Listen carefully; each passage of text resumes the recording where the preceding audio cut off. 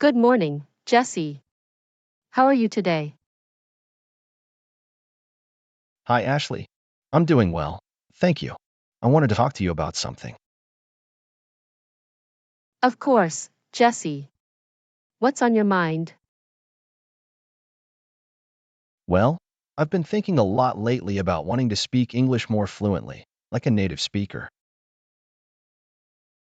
That's fantastic. Improving your fluency is a great goal. I'm here to help. What specifically would you like to work on? I guess I just want to sound more natural when I speak. Sometimes I feel like my English is too formal or textbook-like. I understand what you mean. Speaking naturally is about more than just knowing the grammar rules and vocabulary. It's about using the words and expressions that native speakers actually use in everyday conversations. Exactly. That's what I'm aiming for. All right, let's get started then. One key aspect of sounding natural is using common expressions and slang appropriately. For example, have you ever heard the phrase, ride or die? Yes, I think I've heard it before, but I'm not entirely sure what it means. Ride or die refers to extreme loyalty to someone or something. It's like saying someone is your closest and most loyal companion, someone who will always be there for you, no matter what. Oh, I see. So it's like having a best friend who you can always count on. Exactly. Now, let's try to incorporate that into a sentence. How about you try saying, my best friend is my ride or die. Okay. My best friend is my ride or die. Perfect. You've got the hang of it. Using expressions like these will definitely make your English sound more natural.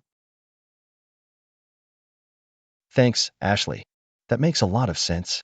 Are there any other expressions or words you think I should learn?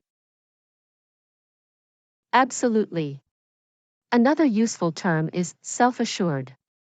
It means being confident in oneself and one's abilities. It's a great word to use when describing someone who exudes confidence.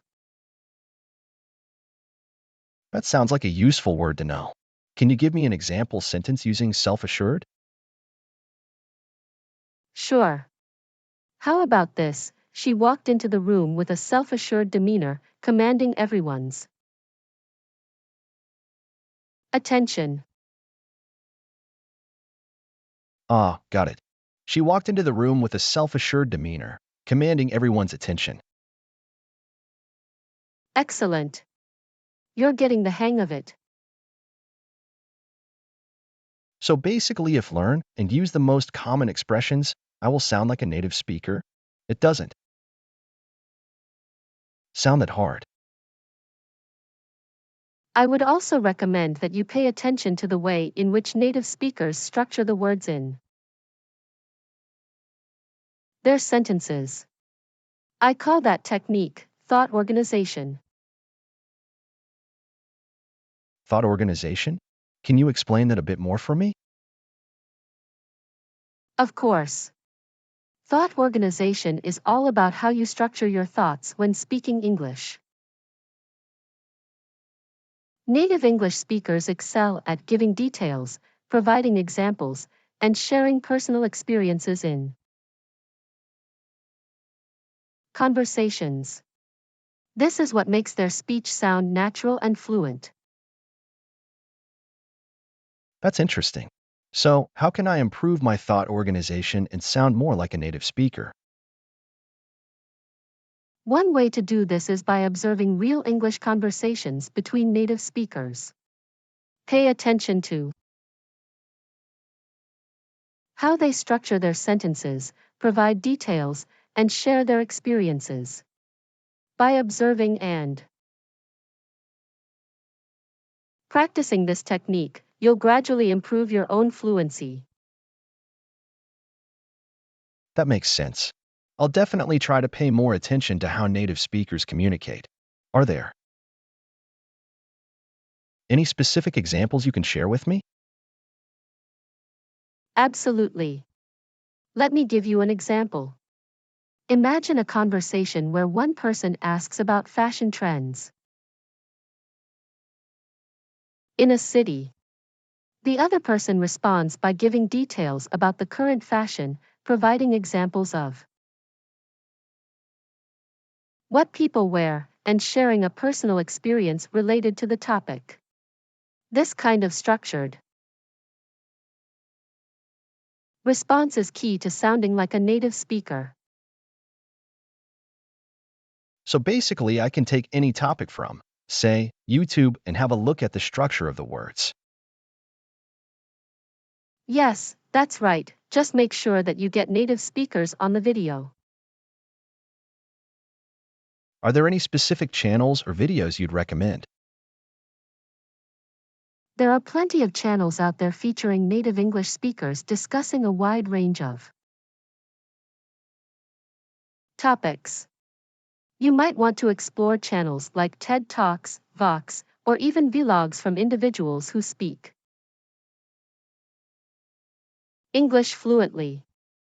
Additionally, podcasts can be a valuable resource for listening to natural conversations and improving your understanding of spoken English. Thank you. But I'm also going to work on my pronunciation. That's great to hear that you're working on your pronunciation. It's definitely a key aspect of sounding more like a native speaker. One tip I have for you is to focus on connecting words when you speak. This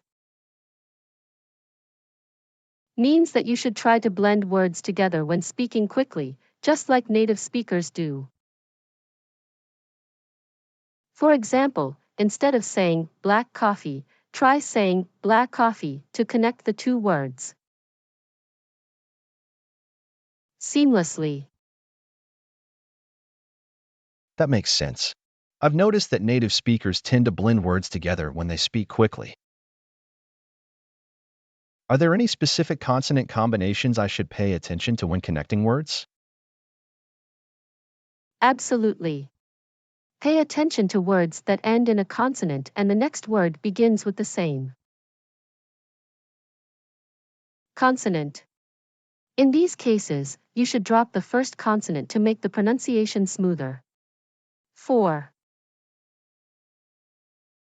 Example, instead of saying, what do you do, try saying, what do you do? Also, when a word ends in a consonant and the next word begins with a vowel, make sure to roll the consonant into the vowel for a more natural sound. That's really helpful. I never realized how important these little details are for sounding more like a native speaker. Are there any other tips you can give me to improve my pronunciation? Another important aspect of pronunciation is squeezing certain words to make the pronunciation more natural. For example, instead of saying comfortable, try saying comfortable. Also, pay attention to consonant combinations like TR and DR, which often sound like CHR and JR respectively. Practice blending these words together to make your speech flow more naturally. I'll definitely keep practicing these tips to improve my pronunciation. It's amazing how much of a difference these small adjustments can make in sounding more like a native speaker. Thank you so much. For your guidance, Teacher Ashley. I hope you enjoyed this video. Don't forget to subscribe so you never miss out on future English learning content. Stay positive, keep practicing, and I'll see you in the next video. Bye.